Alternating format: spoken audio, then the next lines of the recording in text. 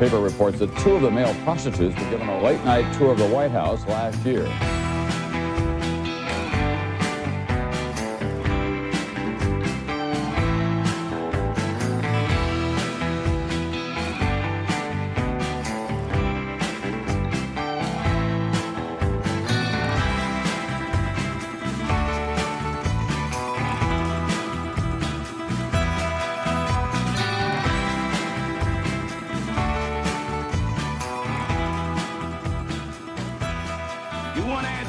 I think I'm entitled. You want answers. I want the truth. You can't handle the truth.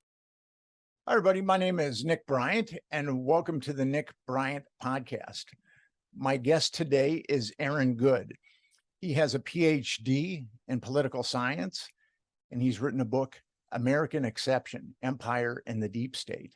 And he has a podcast called American Exception. How are you doing today, Aaron? I'm doing great. It's great to be here, Nick. How are you doing? Not too bad.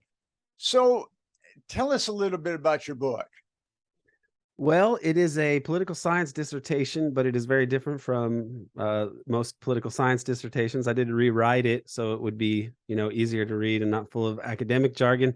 And it's kind of two books in one. The first half is largely social science theory, trying to answer these, provide a theoretical framework to understand U.S. imperialism and the lawlessness of the U.S. empire. And I'm really trying to answer a few questions like, why does U.S. foreign policy never change across administrations? Why is the U.S. public powerless to address three existential crises really for the country and for humanity, you could argue?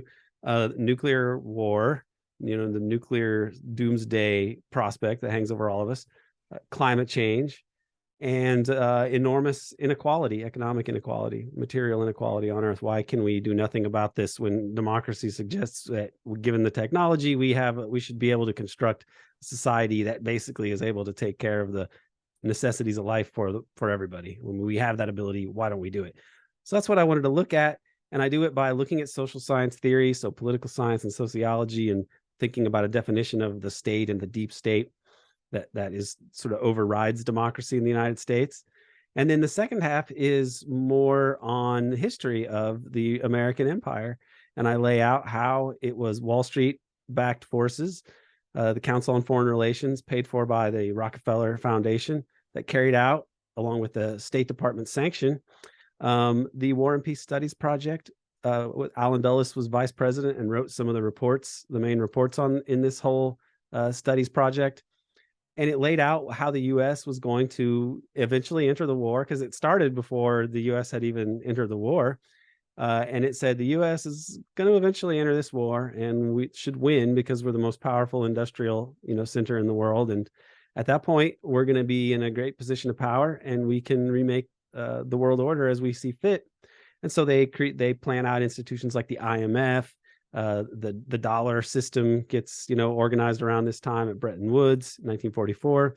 You have the UN. Is the idea the UN is floated? The idea of what becomes the World Bank is put in these papers, and it was all done very deliberately by the richest people in the U.S. These corporate people, and their public pitchman was Henry Luce, member of the Council on Foreign Relations, publisher of Time Life and Fortune magazines, and he wrote The American Century, during this time period, which was more or less a PR pitch about how for American empire, but it doesn't call itself an empire. It talks about free enterprise and freedom, but then it says some strange things like, we need to do something here if we want to make millions and millions and billions of dollars in the Pacific, if we take the initiative here. And he also says it may turn out that freedom requires more living space than tyranny. Okay, like living space being like Lebensraum, right? I mean, this was a reference to that. And he was basically saying, like, we're going to need even a bigger part of the world than like what the Nazis want. That's essentially what he was saying. But there were people in America who didn't want that, like Henry Wallace, and he was the vice president. And he said that we need a century of the common man, but they didn't go for that route. Instead, they stage a coup, more or less. They replace Wallace with Truman. And then the rest is history. The atomic bombs get dropped. Cold War is launched, CIA is created, and the U.S. goes about dominating the world, managing the transition away from colonialism in the name of freedom, freedom, freedom, right? But what they really wanted to do was establish a neo-colonial system with the U.S. as the manager of, I mean, global whiteness or whatever you want to call it. I mean, they basically took over they folded the Western European empires into this new American-led project. There's a hostile takeover, more or less, of the British Empire that basically culminates with the Suez Crisis, right? You had a pound sterling crisis earlier, and then the Suez Crisis in 1956, I believe. And that's basically the end of the British Empire, and they are folded into being America's lackey ever after. And that's the world order that we've had for a long time, and it's doesn't really serve the majority of the American public. We create these institutions to commit clandestine crimes and overthrow governments and assassinate people all around the world. And inevitably, as Malcolm X said, those chickens come home to roost with things like the JFK assassination. And that's what he said that about. And he actually said later, you know, when you send chickens out in the world, I'm a farm boy and I know you send chickens out and they come back, and it's not other people's chickens that come back to your farm, it's your chickens, right? So that's what he meant, and it was pretty good analysis. And they kill Malcolm X too, they kill MLK, and we have all these deep political intrigues and scandals that have been a part of this imperial system that I try to lay out, and that was really my goal. I'm a little dubious when people say they killed Martin Luther King and they killed Malcolm X. I tend to believe that there were different parties associated with both those assassinations. Yes, in the specifics, but you know, a system. When I say they, I mean the oligarchy, the sovereign formation of politics in the United States, whatever you want to say. It seems to be the pinnacle of the power structure in the United States is what I'm trying to get at, not they like the Illuminati or whatever. Or else Heidegger called people they. I mean, the empire and oligarchy is what we're talking about. So I don't want to, I'm trying to demystify it. So I'm glad you, rather than make it seem even more occult. So the deep state has been extremely tainted as an expression over the last few years. What do you mean by deep state? Well, I use it sort of liberally in a few senses, but it usually conforms to one of these definitions. In the broadest sense, the deep state could be more or less a synonym for the establishment. Okay, meaning all of those institutions which collectively allow for top-down rule in a nominal democracy. Okay, meaning that we understand that the media is a servant of the prevailing status quo powers, for example, and that academia has blind spots that are useful to the prevailing power structure as well. So civil society can't stand up to this. The political system is largely corrupted. Military intelligence services serve these powers. And so that's what we're talking about, the sort of oligarchic top-down system of governance that we have that is nominally a democracy, but doesn't function in a democratic way. Additionally, you could mean the deep state, you could be talking about the Wall Street dominated, corporate wealth dominated aspects of the government and the hidden power that they exert over the security bureaucracies and the elected government, etc. So really, you could be talking about the most secretive and clandestine parts of the state that can intervene and assert sovereign power and do this clandestinely if they want. So it can mean that as well. So I'm not interested. I have definitions in a glossary in the book where I try to lay these things out as best I can. You could think of it as a synecdoche for oligarchy. You could say the deep state is oligarchy. That's fair enough. You could say the deep state is capitalism. That's sort of true in a synecdochal sense. You could say the deep state is parafascism. Okay, that is to say fascism that is covert, has the essence of fascism, but is basically covert. It's empire in a supposed democracy, but you can't really have an empire and follow laws and be lawful and democratic. And so you need this other mechanism of control, these other institutions that allow for imperial top-down control with the cover story, more or less, of democracy and the rule of law. I read an article by David Remnick, the editor of New Yorker magazine, in which he said that there was no such thing as a deep state. Now, my response to that is I've written 2 books about CIA political blackmail. One of the blackmail operations was pandering children, and one of the operations was pandering young gay men. And there was definitely blackmail that went on. There were hidden cameras and blackmail. And we've seen the same thing with the Epstein case, where minors are pandered to very wealthy people. And Epstein definitely had cameras in his various homes. So if someone succumbed to their pathology, they would be recorded audiovisually. So when people ask me who in the government does that, I just say some dark, malignant corner of intelligence. I don't want to say the deep state. I don't want to say the shadow government, but I'll go with some malignant corner of intelligence, because that's who I believe perpetrates those type of networks, those honey trap blackmail networks. Yeah, I mean, this is where I use a tripartite idea of the state. I basically say we have what we are taught in school and in Schoolhouse Rock videos and such about the 3 branches of government, and there's a bill on Capitol Hill and yada, yada, right? But we also know that we have the security states, which are there to supposedly, which operate on the basis of secrecy and hierarchical power, where the democratic state is supposed to be open and run by the rule of law. The security state is a little different. And this is that. So that's 2. That's sort of a dual state idea. But I come out with the idea of it should be thought of as a tripartite structure, in that you have this power that used to be deep, what you could call, what Peter Dale Scott called a deep political system or deep political power, meaning that besides the official system of governance that you had the ability of the mob and political machines that operated in tandem with the normal political system for much of America's history.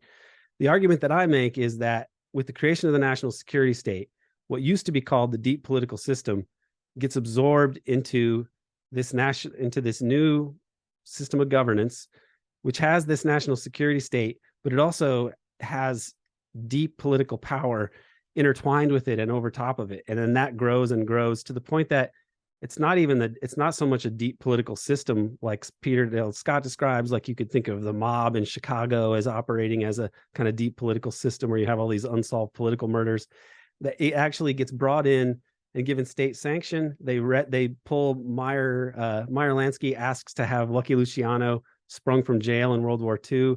And then the syndicate goes on to work with the CIA in the post-war era. These elements get brought into the state and are given the power of the federal government and a mission to control politics all around the world. And this is a new formation in the US, and that this deep state is really the power of the richest people in the United States who are politically active and create institutions to dominate society and the world.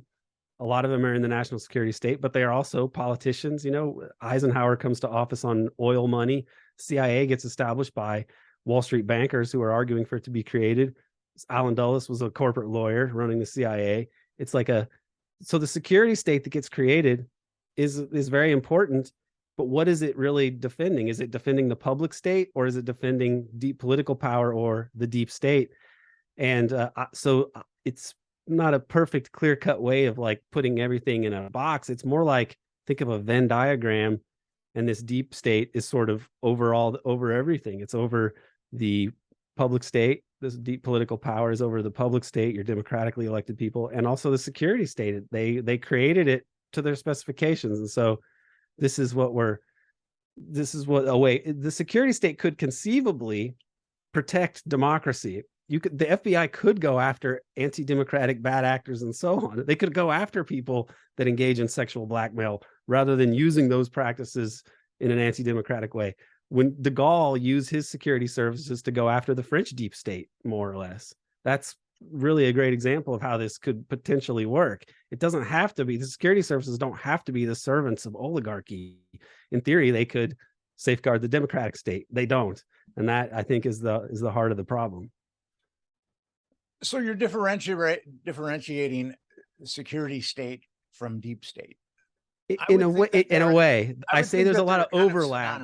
Okay. Yeah, there's a lot of overlap. And then how do we think of these things like sexual blackmail operations, where they do have official state sanction, but they are to carry out an agenda that's not something that came from democracy. It came from some top-down set of interests. So this is why I say it's more of a Venn diagram rather than three separate things. It's like there's so much overlap in that is a way that I would try to conceptualize it. It's interesting. You talked about organized crime earlier, and Meyer Lansky helped spring Lucky Luciano out of prison, but they provided a service. They were going to keep the docks free from sabotage. And then Lucky Luciano also helped the army when we invaded Sicily. So yeah, the mafia did help serve our country. Maybe. I mean, it's like how bad the sabotage threat really was is quite questionable. That is true. That is true. And it's surmised that it was actually the mafia that blew up one of the ships. That would be that's totally in line with their mode of operations. But we will never know. So you pursued this as an academic discipline. Yes. Were you going against the grain? Was this difficult? Your basic thesis is what you've just told me. Were academics receptive to that? I had to really pick my spots. I reached out to an academic at Florida State named Lance DeHaven Smith, who's a wonderful guy, and he had been writing about state crimes against democracy because he was a radical. He became radicalized because he was an expert on Florida politics, and he was best friends actually with the governor. Reuben Askew was Lance's best friend, and he had an endowed chair from the family at Florida State when he retired because of their close friendship. But Lance, when the Florida election got stolen and there were multiple felonies committed by Jeb Bush, Lance was like, well, there's probably going to be indictments handed down. This is a real scandal. And then nothing happened. And that made him go back and think like, well, I need to re-examine this. I'm a public administration professor, and I can't really wrap my mind around this kind of like brazen criminality that can't be punished. And he went back and looked at political assassinations, even got into 9/11, looked at Watergate, Iran-Contra. And he started writing about these things and speaking about them at conferences. He wrote the book Conspiracy Theory in America, which Mark Crispin Miller was able to get published through University of Texas. Really good book on this from an academic perspective. And he encouraged me to go to graduate school. He fell ill and is in really poor health now.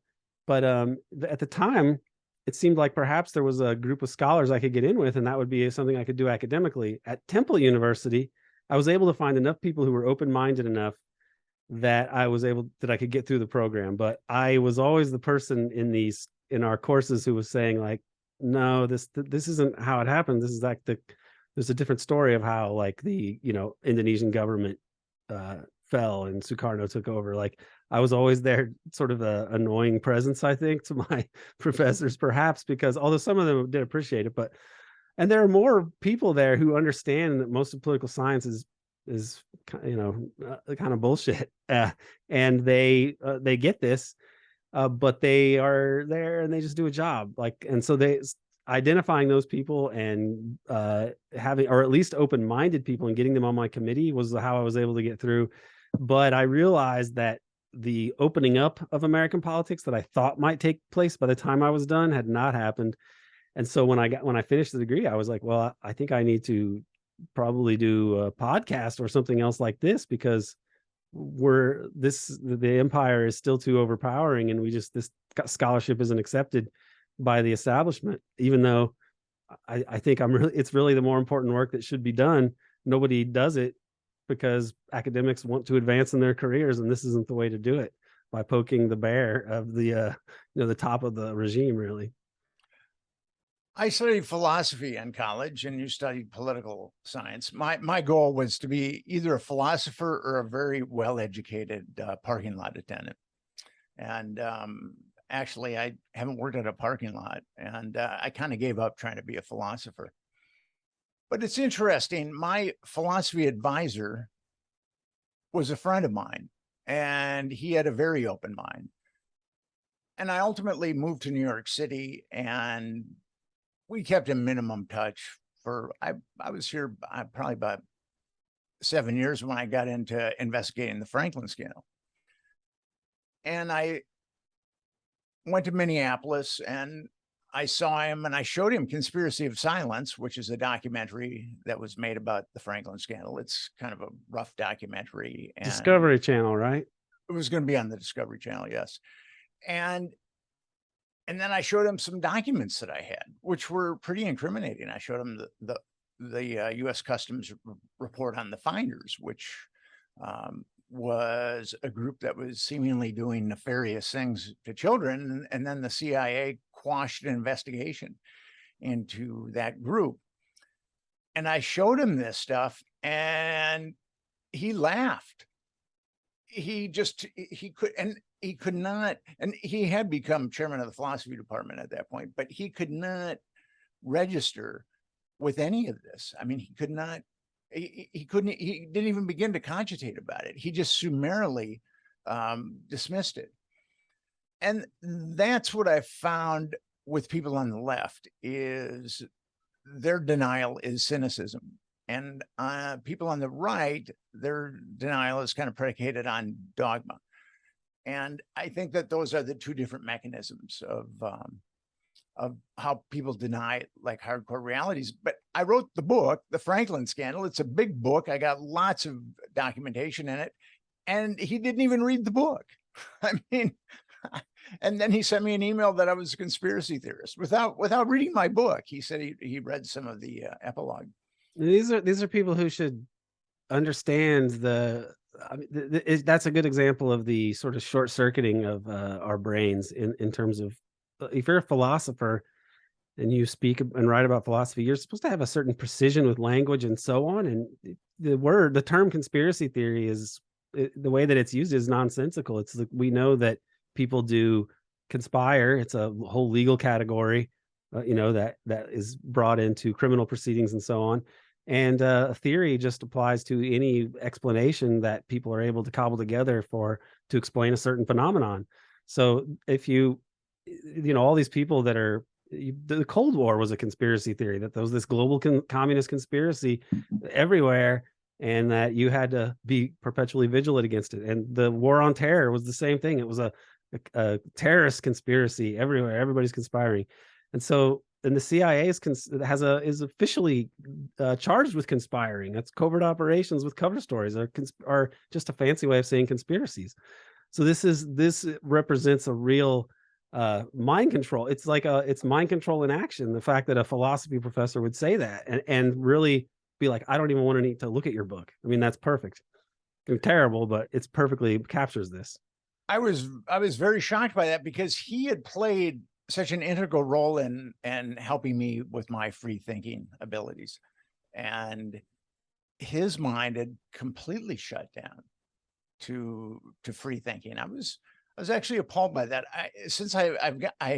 Once I received that email, I haven't really talked to him since. I mean, if he's just going to summarily write me off as a conspiracy theorist without reading my book. When was that? What year was that? Was it before the Epstein stuff happened? Because it might be worth circling back to him and saying like, hey, did you hear about that Epstein guy? But he was so supercilious about it that I figured, well, he knows everything and he doesn't need me to enlighten him on this or that because he's obviously omniscient at this point, which often happens in academia. I was in the ivory towers of academia for 5 years, and I thought that I was somewhat omniscient. I had this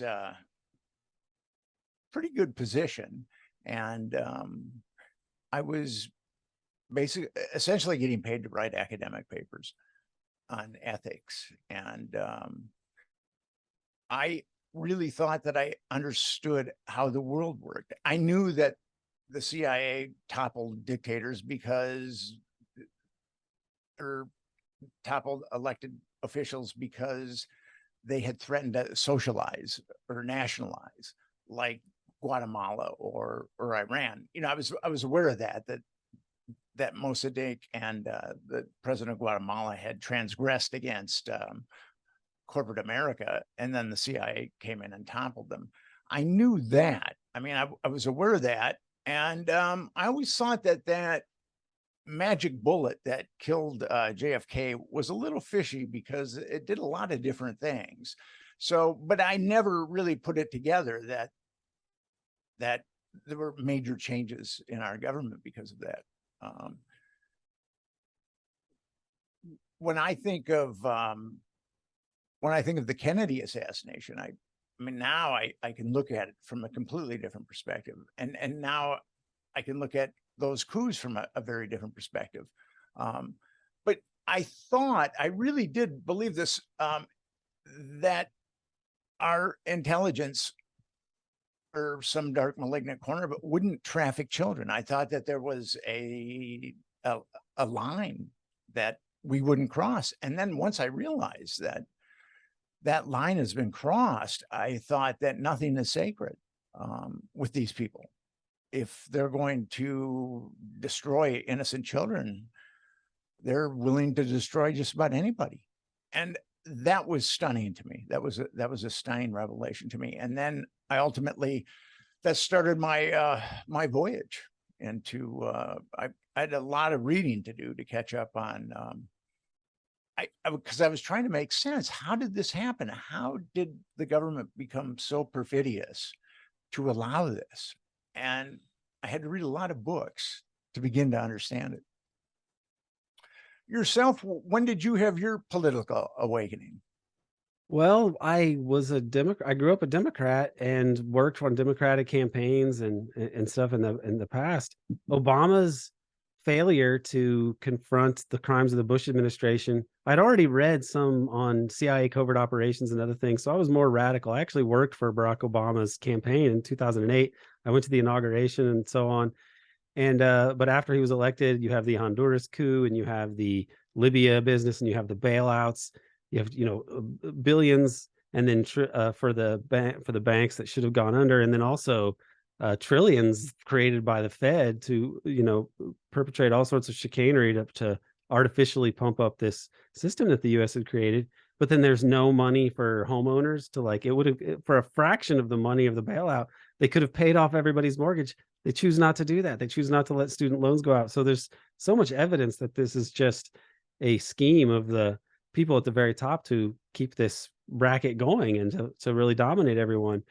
And so the Obama thing was when Obama ended up being like the third and fourth term of George Bush, it made me go back and look at American politics, and I came to the conclusion that there is that the empire and the sort of clandestine criminal part of the empire really is the regime and really is who is in charge, and that it's scary. It's like a type of fascism that's covert. It's a covert empire, and at that point it was all I really wanted to study or write about it. I would work and write and read during the day, and then at night I would play video games and listen to podcasts. Like, that was sort of my main activity. So I was really immersed in the stuff, like, pretty much for a lot of my waking hours, just because it's so fascinating. And it was seeing Oliver Stone talk about JFK and the unspeakable. I'd already seen the movie when I was a kid in the theater, JFK. But then when he came on in like 2009, I think it was, on Bill Maher talking about that, I went back and reread it, and it's one of those windows that you could look into. You could look into the Franklin scandal. You could look into the Epstein scandal. You could look at the Kennedy assassination. You could look at Indonesia, 1965, and it just shows you something.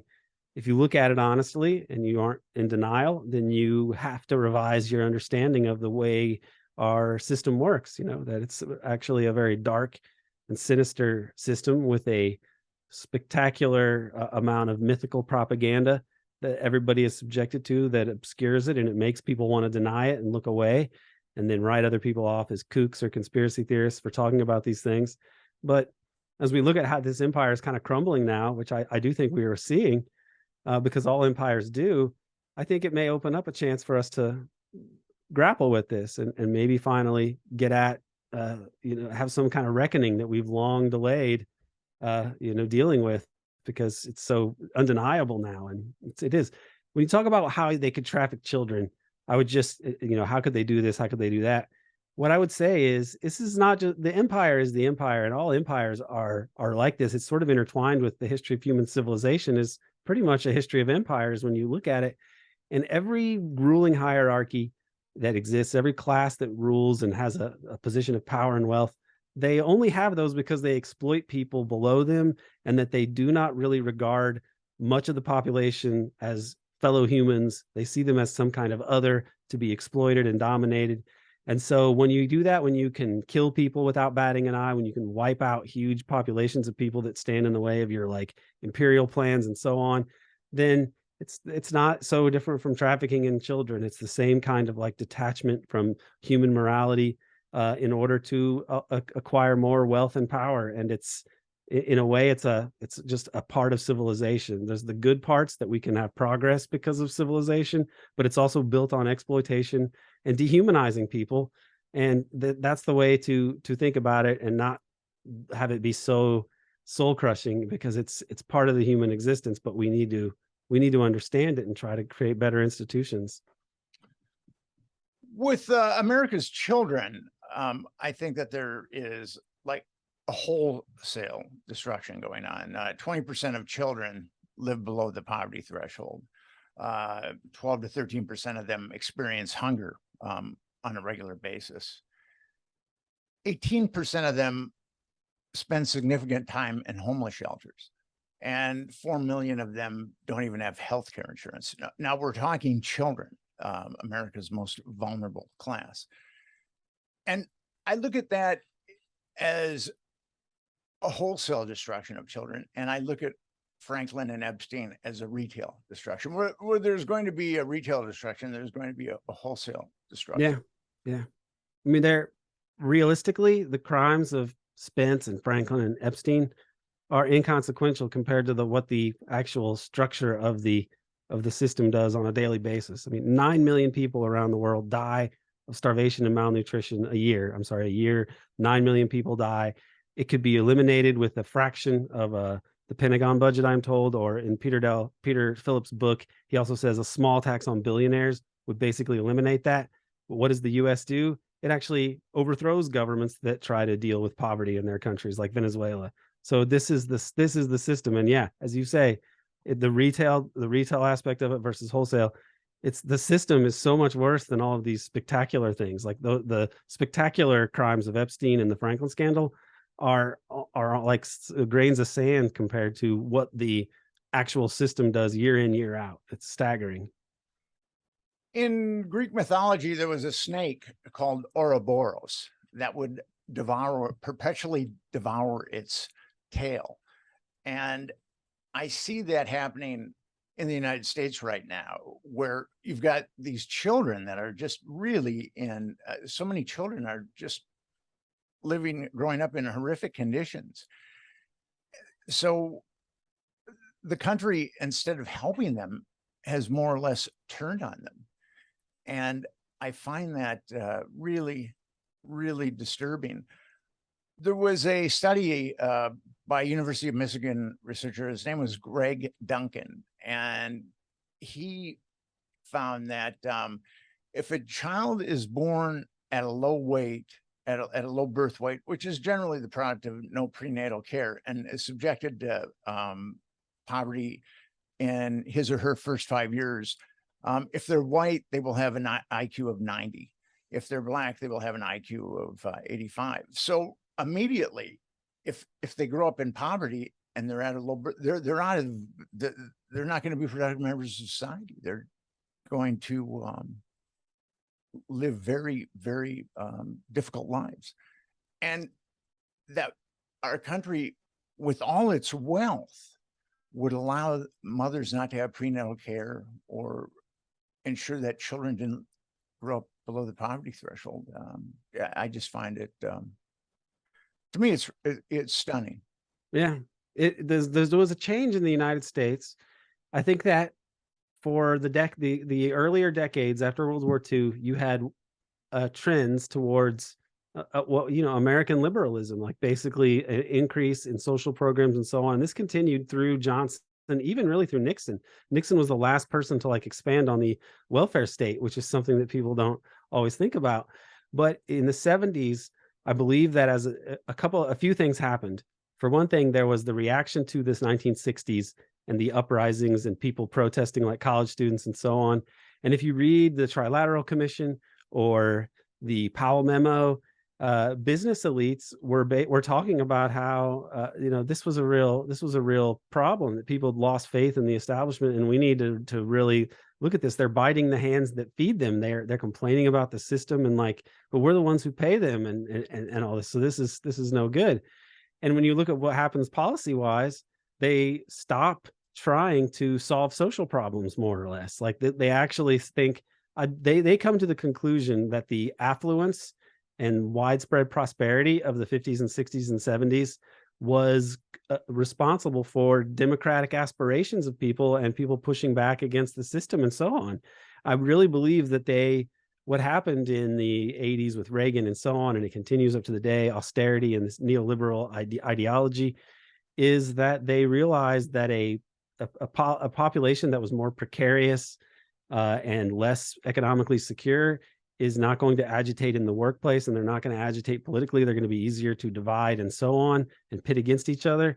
And as a result, we have the reversal of the progress of the 50s and 60s and 70s by an establishment that essentially decided that no, actually, we don't want widespread prosperity because that's harder to control.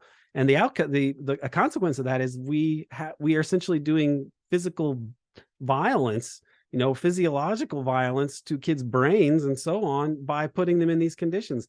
And these are people who maybe they could help us to work to solve issues related to global warming or other problems, but we're not even interested in producing a society that allows people to live up to their potential and advance, human civilization at all. It's just a regime that is interested in power first and foremost, and it's crushing human potential on purpose as part of a plan to stay in power forever. And it's sickening when you understand it.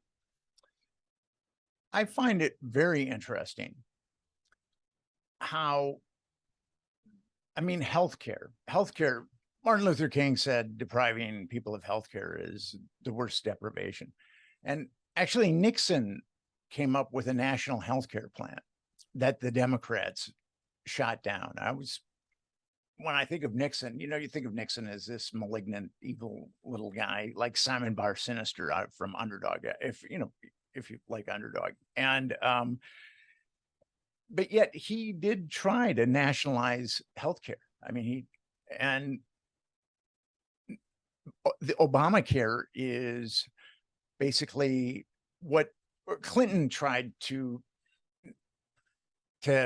modify healthcare by HMOs, basically. The Obama plan, I wrote a paper on the Clinton healthcare plan, and basically the strategy was to create a number of HMOs, and people would be funneled into those HMOs, which is Obamacare now. Obamacare is predicated on HMOs. And I really have a hard time paying someone to deprive me of healthcare. I pay an HMO to deprive me of healthcare. I just think that that's one of the most amazing scams of all time. It's a mafia. It's really a mafia model that they have. You pay a protection fee, and if you don't, you'll die. They don't serve any purpose except for to deny people healthcare. Their whole job is to collect more money than they pay out in healthcare. It's rent seeking.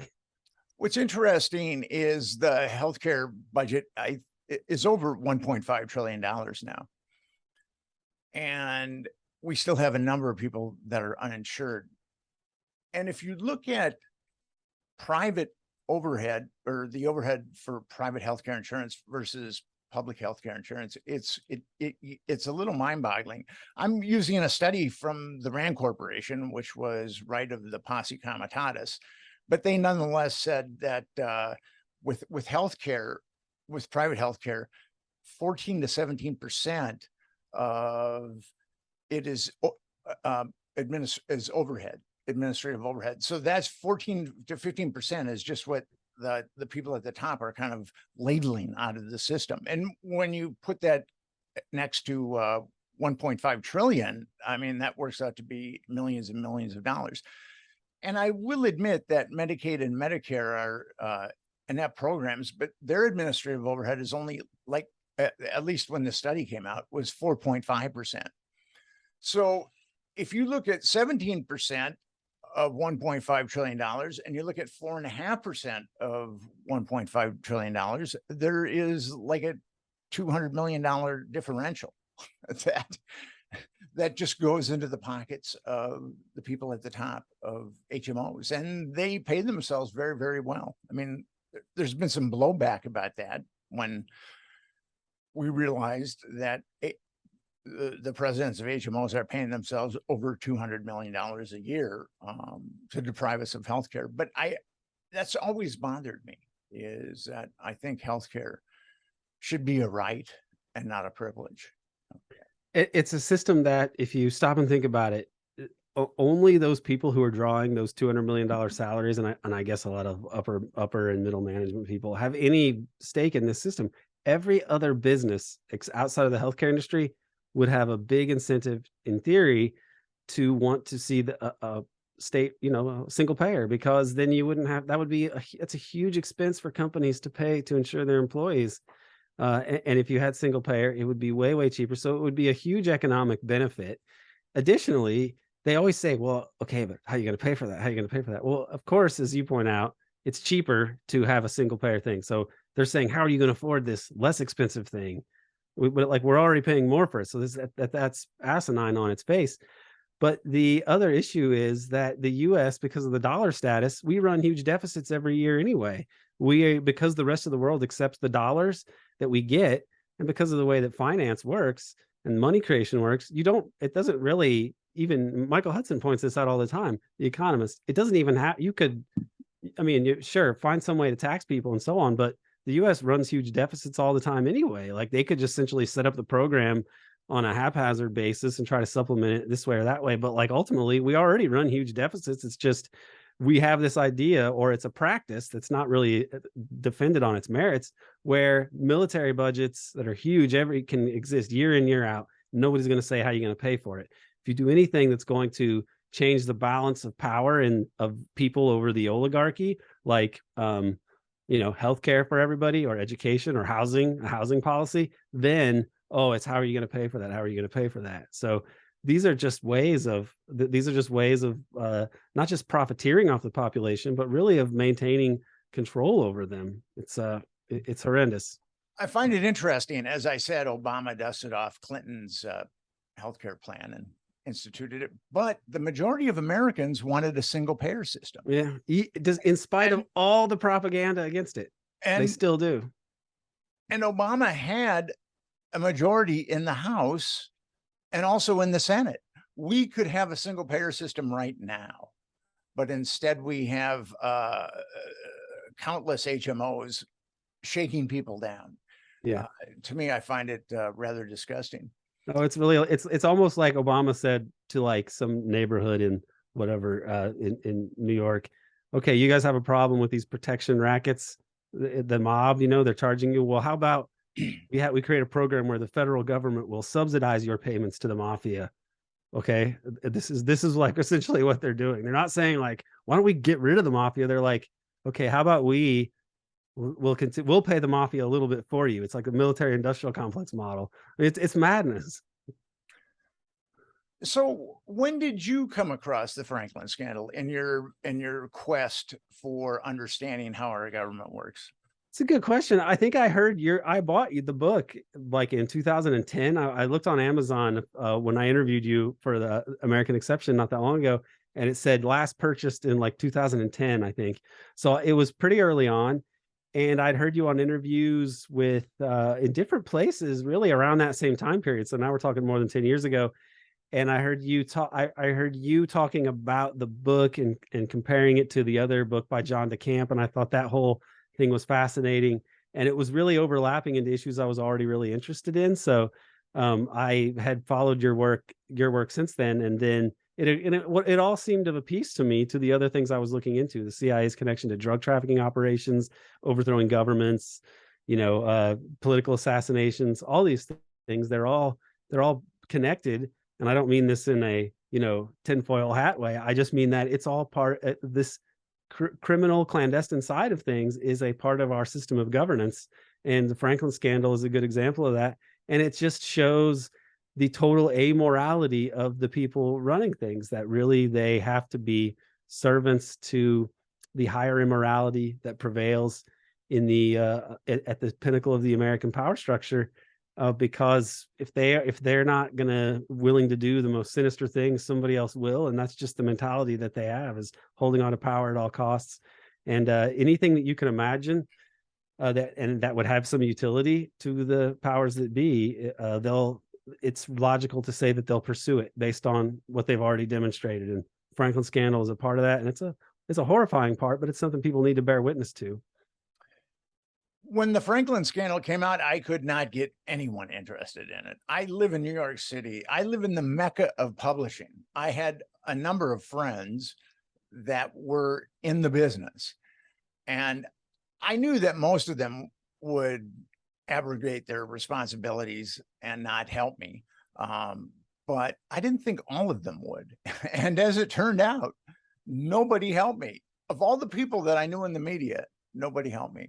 One guy stepped up and tried to open some doors for me, but that was about it. And I was really stunned by that, because you've got such a horrific story, and you've got children being abused with impunity. I just thought that it would resonate with someone morally, but and to this day, I mean, I saw all the coverage of Epstein, and I didn't see anyone in the mainstream media scream for justice.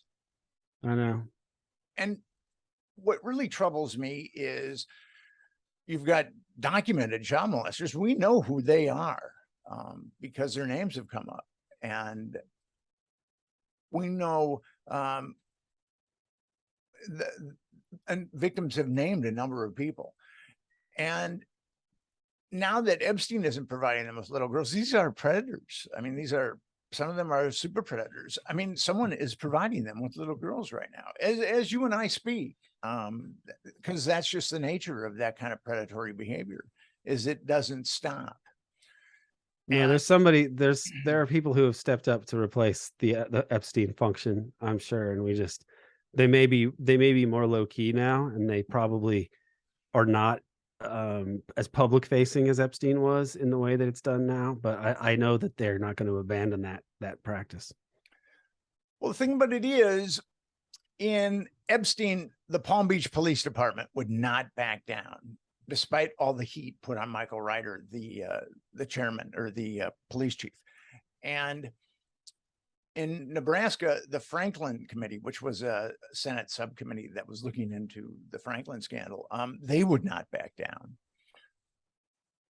And I think it's rare for people to take a stand like that.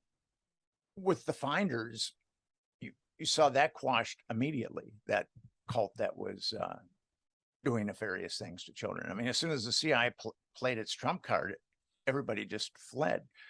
And a couple of customs officers, it really, really bothered some customs officers, because they had taken part in the search warrants.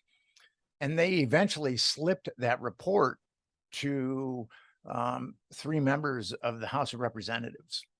And they were going to have a hearing, but that hearing got quashed. So I think it's very rare that people stand up to the power like that. And what makes it so egregious is you've got these children that are being molested. I mean, that you need to stand up to the power in situations like that. And as I said earlier, I mean, once that is allowed to occur, there's no moral demarcations at that point. Yeah, I mean, when you say the journalists were out to lunch, I think that the people wouldn't help you that you knew in publishing. I think that it's self-preservation. People do want to do good things, and if they had a sense that it would be either neutral or beneficial for their careers and their well-being to go after these things, I think that they would. I mean, I don't think people generally are not supervillains, but the problem is when the villains occupy, high places, or when the system itself is really ultimately very corrupt and predatory. Because it's amazing when you think about the Epstein case and how his income, nobody is arguing that Epstein was running this as a business enterprise. It wasn't like, I'm a pimp. It wasn't like that I know of. So it was, what other function was he providing that would explain like all of this money? What was his sex, like Maxwell gets charged with all these trafficking charges and whatever, but for what purpose? Because they're not saying, I mean, my understanding is that they're not even trying to argue that it was like a prostitution business enterprise. Like, so it's just, they have all these things that are just hanging out there that demand explanation, and yet there's none coming. It's the dog that wouldn't bark, but times 1,000. So in your intellectual journey, have you come across Thorstein Veblen? Yeah, he wrote about like the leisure class, and it was a great, insightful guy during the time that he was writing. He was a fellow Minnesotan like myself, and he was an economist. And it's interesting. He was very eccentric. He ended up at the University of Chicago, and he was kind of rebutting Marx. Marx said that the chasm between the bourgeois and the proletariat will become so wide that revolution is inevitable. And Veblen said that's not going to be the case at all. The leisure class, the predatory class, is going to groom the lower class to be like the predatory class. And occasionally someone from the lower classes will make it to the predatory class, the leisure class. And what we have now, which Thorstein Veblen, I'm sure would have integrated into his writing, was the television. The television grooms people. Those SUV commercials and these other commercials that groom people to want to live the high life, to want to be part of the leisure class. So social media is also making us all into petty narcissists as well. Social media, I'm on social media now, and I had a really hard time with it initially. But I thought, if I'm going to have this podcast, I'm going to have to be on social media. And I mean, some people really thrive on social media. It kind of cracks me up. Their whole life is wrapped into social. They tell us what they do every 10 or 15 minutes. And we ultimately are also living in a culture of narcissism. There was a really good book written about that in the 80s. And The amusing ourselves to death. Yeah, and social media has also become an opiate, I think. Between television and social media, people are just transfixed. And the 18% or 20% of the children that are living below the poverty threshold, 12 to 13% that experience hunger, 18% that often go without shelter. I mean, they're just forgotten. And in this land of multiple television stations and platforms and social media, it's and I don't see a lot of people going to bat for them, which is unfortunate. And then it's not tied in to these other areas. Like you have the Bernie Sanders campaign, and he gathered a certain amount of momentum just by being a person to saying like, look, the 99% are screwing us over, and we need to stand up to these billionaires, this billionaire class. And that was an effort to get at it, but I think what's needed is a kind of more holistic critique that takes that connects the foreign policy to the domestic situation. So it's because they're totally related. I mean, the nightmarish aspects of American society now are a result of the way that our political culture degenerated. Not that it was ever perfect, but like to the extent that it was democratic during the New Deal and the post-war eras, the forces of empire and oligarchy have crushed that systematically.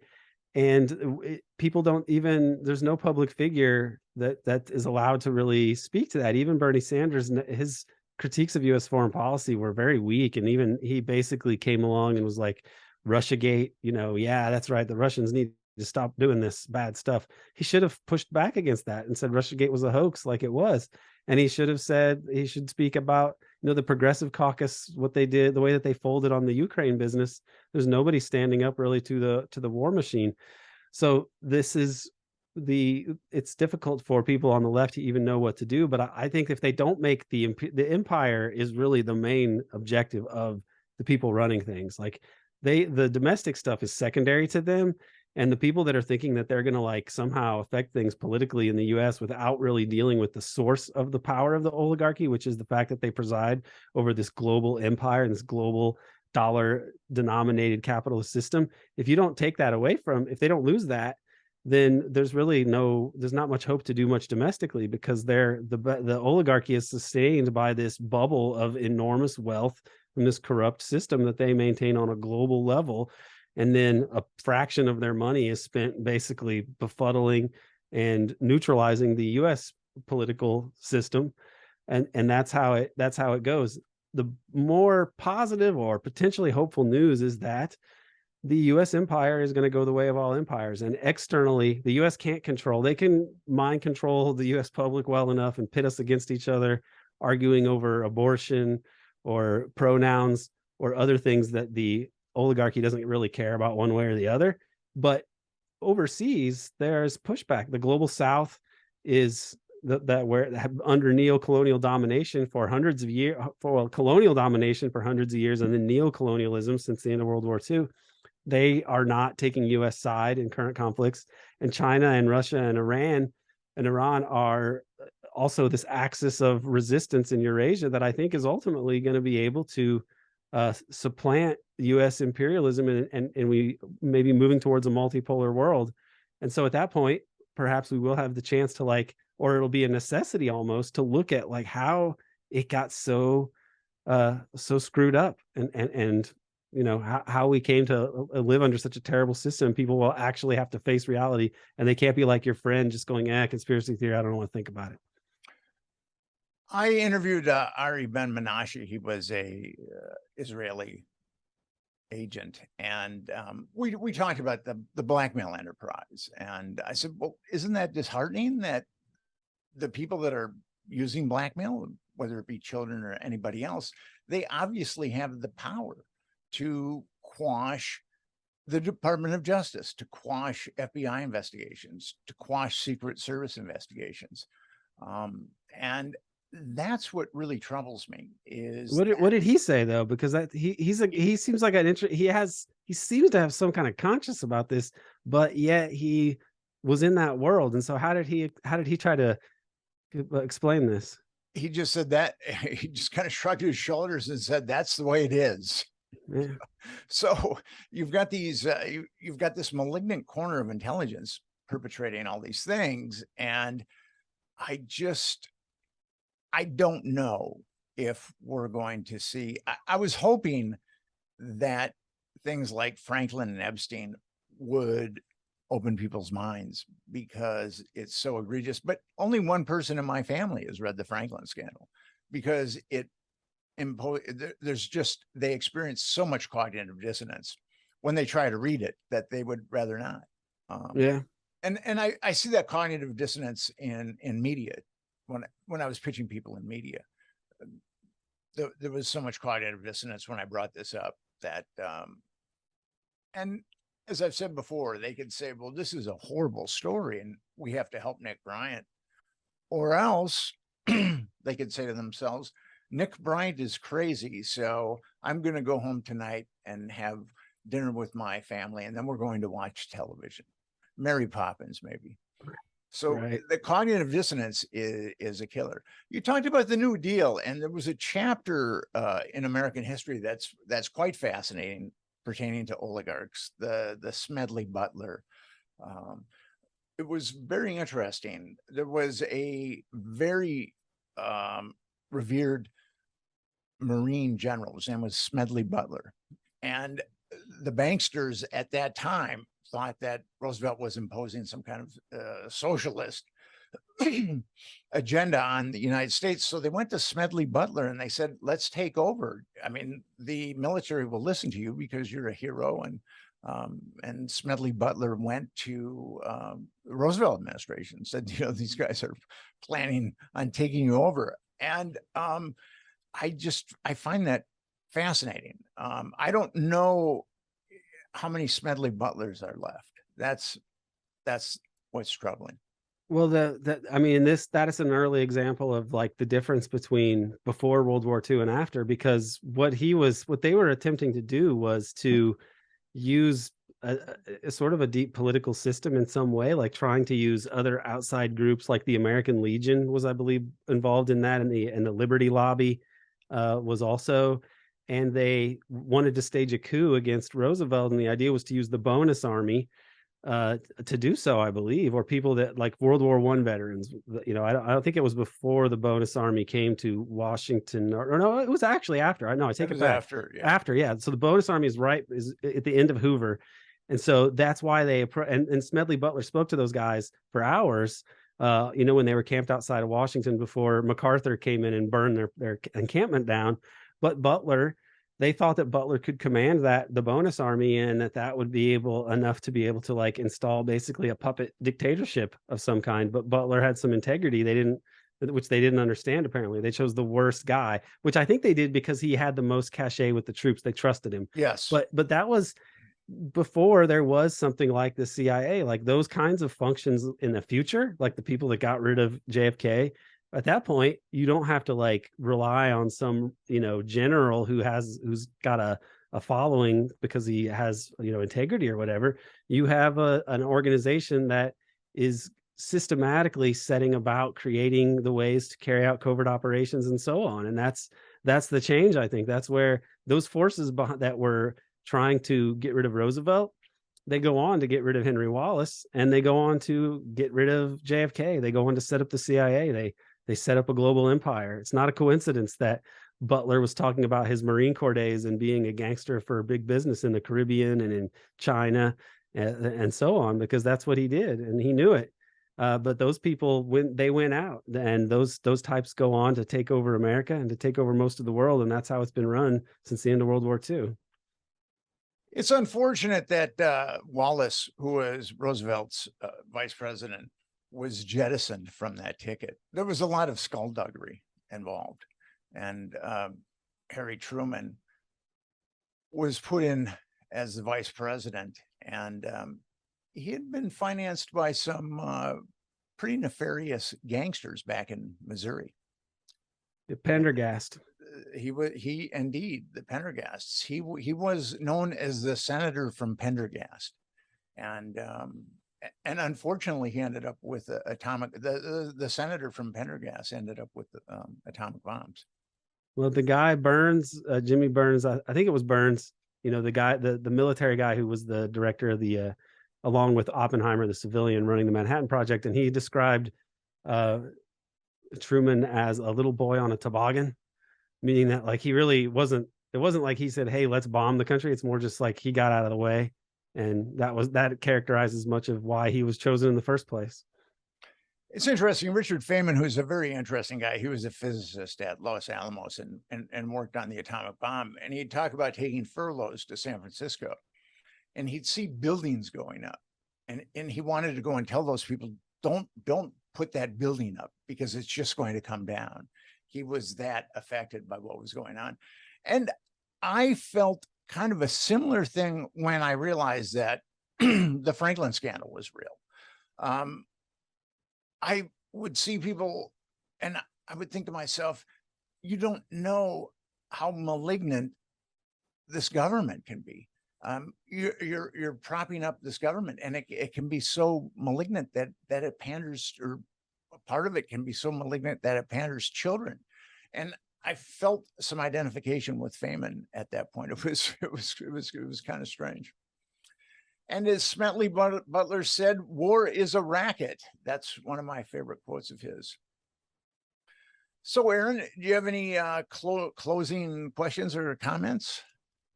Well, I just am. I'm happy that you are out here putting this weekly podcast on, and that you've done the work that you have done. You've illuminated one of the dark corners of the American deep state, if you want to call it that, or the clandestine netherworld. Would be another way you might want to describe it. But this stuff is really important, and I hope that people can sort of muster the will to mind the darkness. Really, to borrow a phrase from Peter Dale Scott, his poetry book, Minding the Darkness, kind of is a metaphor for, I think, how he's lived his life, looking into these corners without flinching and trying to discern the truth as much as he can when the powers that be want to obscure it and obscure all of their crimes. It seems very daunting, and it could be really overwhelming to people, because America is very strange in that if you have a middle class background, you can live kind of an idyllic sheltered existence that makes you not aware of how brutal much of human history has been in the history of human civilization, that there's been a lot of exploitation and despotism as kind of the modal forms of human civilization that we've had. And that, if we want to be optimistic, we can say, at least we don't watch Christians getting tortured to death in the public square or eaten by lions. And we don't have people drawn and quartered in the public square like they did to the guy that tried to kill Louis XIV. And so in some ways, the Enlightenment and other ideas that are now holding sway are a sign of human progress. It's just that we have not really grappled with the dark side of hierarchical human civilizations and the violence that they have to deploy to maintain these hierarchies and these systems of domination. And so as bad as things seem, it's a part of a longer part of human history, and we should feel morally compelled to bear witness to things, even if we can't change them, at least bear witness to them in the hopes that eventually there will be ways to affect a more just world and system. And so this is really important work. This to the extent that we have democracy still in the United States, it's really in the ability to be able to talk about things to the extent that we can and put the truth out there in the hopes that the truth might set us free. And hopefully the truth will set us free. Aaron, it's been great talking to you. Have yourself a great day. Yeah, thank you very much. And a good night too.